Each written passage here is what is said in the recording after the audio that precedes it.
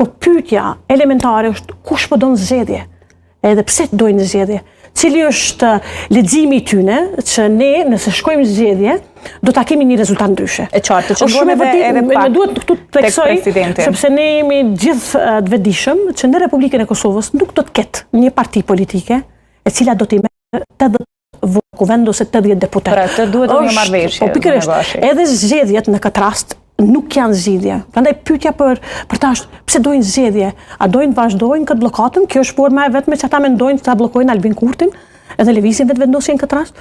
Është e pa precedent çështja që ne po kërkojmë një president, mirë po nuk ofrojmë asnjë emër, sidoqoftë ju duheni në formë blanko të na besoni.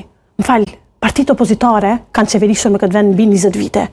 Kanë pas gabime trashanike të pafundme. Edhe nuk mundemi, unë i ftoj edhe i ballafaqoj kur do në debat për secilën temë që kemi, mirë po shumë e rëndësishme që ata ta kuptojnë që nuk mundemi